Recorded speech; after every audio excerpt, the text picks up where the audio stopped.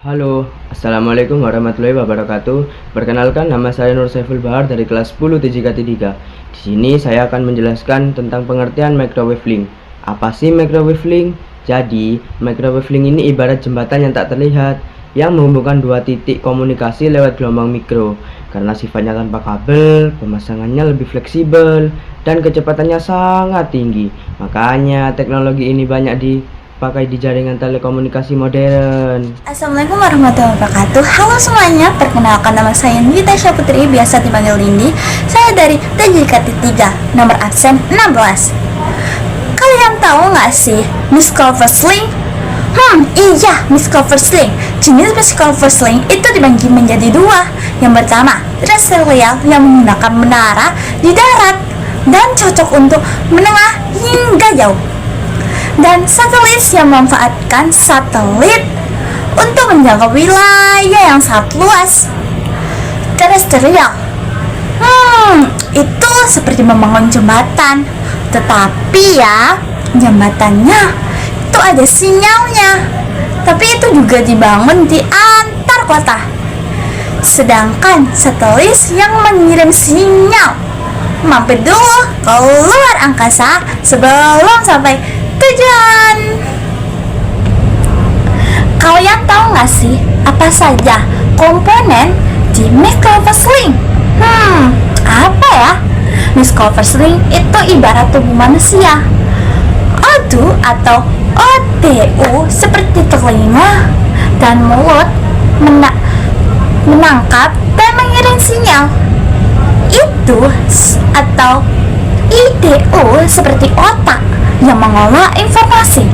Modem atau multi-tip slicer seperti saraf yang menghubung wave kecil atau pembuluh darah yang menyalurkan sinyal dengan minim kehilangan. Assalamualaikum warahmatullahi wabarakatuh.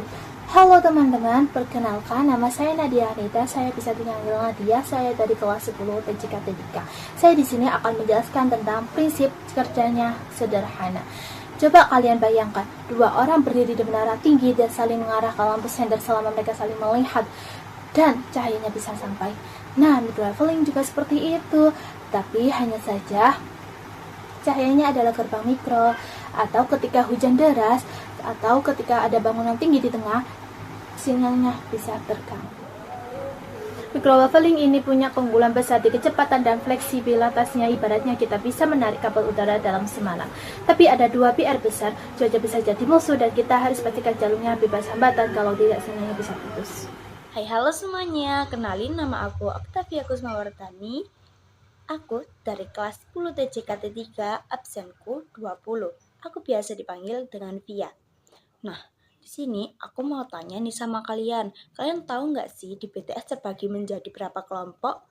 Nah, di sini aku mau tunjukin ke kalian di BTS terbagi menjadi berapa kelompok. Di BTS perangkatnya terbagi menjadi 3 kelompok utama, yaitu yang pertama radio, yang kedua perangkat transmisi, dan yang ketiga sistem manajemen. Nah, kalian tahu nggak sih apa fungsi di setiap 3 ini? Yang pertama ada radio. Fungsi radio adalah penghubung sinyal nih. Terus fungsi perangkat transmisi adalah jalurnya.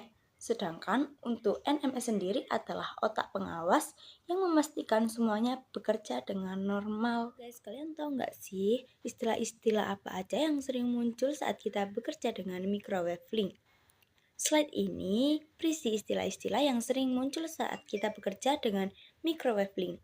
Misalnya nih ada ODU dan IDU adalah perangkat fisik. Sedangkan SDH dan PDH adalah sistem transmisi. Sementara VSWR dan DB adalah ukuran kualitas sinyal.